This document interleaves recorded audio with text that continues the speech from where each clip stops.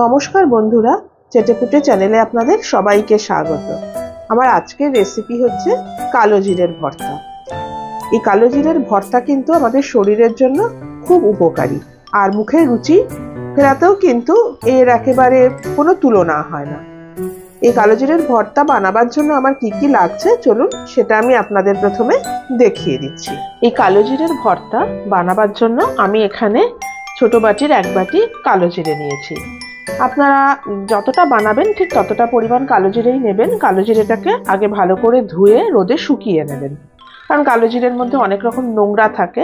এখানে ছোট একটা রসুন রয়েছে আর একটা পেঁয়াজ রয়েছে মাঝারি সাইজের, আর নিয়েছি আমি 2টো শুকনো লঙ্কা আর একটা কাঁচা লঙ্কা। এই দিয়েই আমার হয়ে যাবে কালো জিরের ভর্তা। এই কালো জিরের ভর্তা কিন্তু মুখের স্বাদ যেরকম বাড়ায় সেরকম শরীরের জন্যও কিন্তু অনেকটাই উপকারী। সর্দি কাশিজনিত যে সমস্যা বা আমাদের হাই কোলেস্টেরল থাকলে এই সমস্ত কিছু কিন্তু এই কালো জিরের ভর্তাতে অনেক উপশম হয়। মানে মাংসপেশির ব্যথা বলুন, এগুলোও কিন্তু অনেক সময় কমে। সেজন্য এই শীতকালে মানে বয়স্ক লোক বা বাড়িতে থাকলে বা বাচ্চারা সবাইকেই কিন্তু একটু করে আপনারা এই ভর্তা দিতেই পারেন। অনেক কিন্তু এর গুণাগুণ রয়েছে। তাহলে চলুন এই ভর্তাটা আমি কিভাবে বানাই সেটা আপনাদেরকে দেখিয়ে দিচ্ছি। আমি হিটে একটা কড়াই বসিয়ে দিয়েছি। কড়াইটা কিন্তু আমার একদম শুকনো।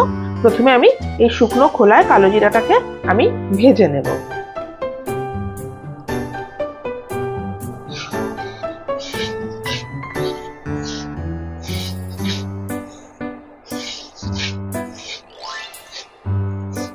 ভালো করে ভাজবেন, দেখবেন যেন পুড়ে না যায়, কারণ এমনিতেই কালো জিরে কালো রং, পুড়ে গেলে তো বোঝা যায় না, কিন্তু পুড়ে গেলে কিন্তু স্বাদটা আবার তেতো লাগবে। আর একটু ফ্লেমটাকে লো করে ভাজবেন, কোনো তেতো ভাবই লাগবে না, এতটাই সুস্বাদু খেতে হয় এটা। কালো জিরেটা ভাজা হয়েছে কি করে বুঝবেন? দেখবেন কালো জিরেগুলো না একটু মানে ফুটতে শুরু করে আর একটা গন্ধ বেরোয় হালকা, তাহলেই বুঝবেন এটা ভালো মতো ভাজা হয়ে গেছে। এবার আমি ফ্লেমটা অফ করে দিচ্ছি। দেখুন কালো জিরাটা আমার ভাজা হয়ে গেছে, আমি নামিয়ে রেখেছি। এবারে আমি এখানে 1 টেবিল চামচ রিফাইন্ড অয়েল দিয়েছি। এই তেলের মধ্যে আমি শুকনো লঙ্কাটা প্রথমে দিয়ে দিচ্ছি। শুকনো লঙ্কাটা একটু ফাটিয়ে দিয়ে দিচ্ছি, আর দিচ্ছি পেঁয়াজটা। পেঁয়াজটা আমি কেটে নিয়েছিলাম। এবারে আমি দিয়ে দিচ্ছি রসুনটা, আর একটা কাঁচা লঙ্কাকেও ফাটিয়ে আমি দিয়ে দিচ্ছি। সামান্য একটুখানি নুন দিয়ে দিচ্ছি। এবার এটাকে আমি একটু লাল করে ভেজে নেব। ঝালটা কিন্তু আমি একটু কম দিয়েছি, আপনারা যদি একটু বেশি খান বেশি দিতে পারেন।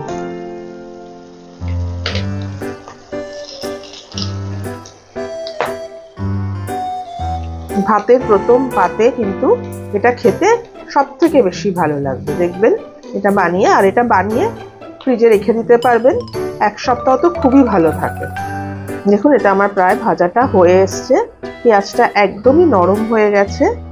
এবারে আমি ফ্লেমটা অফ করে দেব, দিয়ে এটাকে একটু ঠান্ডা করে নেব। ঠান্ডা করে আমি কালো জিরাটার সাথে এটাকে একসাথে নিয়ে আমি মিক্সিতে এটাকে বেটে নেব। দেখুন বন্ধুরা, আমি এখানে একটা মিক্সিং জার নিয়ে নিয়েছি। যে কালো জিরাটা আমি শুকনো খোলায় ভেজে নিয়েছিলাম সেটা আমি এই জারের মধ্যে এবারে দিয়ে দিচ্ছি।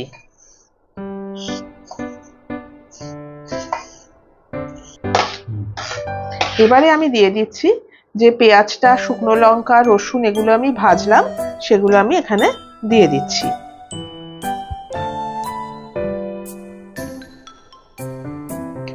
দিচ্ছি সামান্য একটুখানি নুন। এটা বাটার সময় কিন্তু কোনো জলের ইউজ করবেন না। আর দিচ্ছি সর্ষের তেল। সর্ষের তেল দিচ্ছি 1 টেবিল স্পুন মতো। যদি বাটার সময় একটু শুকনো লাগে আর একটুখানি সামান্য সর্ষের তেল দিয়ে নেবেন। চলুন এবার এটাকে আমি বেটে নিয়ে আসছি। দেখুন আমার কালো জিরের ভর্তা রেডি। আমি এভাবে সার্ভ করেছি। এটা বানিয়ে কিন্তু গরম ভাতের সাথে প্রথম পাতেই খাবেন।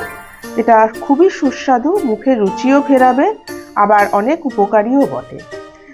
আমার এই ভিডিওটা যদি আপনাদের পছন্দ হয়ে থাকে তাহলে অবশ্যই একটি লাইক করবেন আর আমার চ্যানেলটিকে সাবস্ক্রাইব করে আমার পাশে থাকবেন প্লিজ। আর পাশে থাকা বেল আইকনটিকে প্রেস করবেন যাতে আমি যখনই কোনো নতুন ভিডিও আপলোড করব তার নোটিফিকেশন খুব তাড়াতাড়ি আপনাদের কাছে পৌঁছে যাবে। তাহলে আজকে চলি, আবার চলে আসবো অন্যদিন নতুন কোনো রেসিপি নিয়ে। সুস্থ থাকবেন, ভালো থাকবেন, নমস্কার।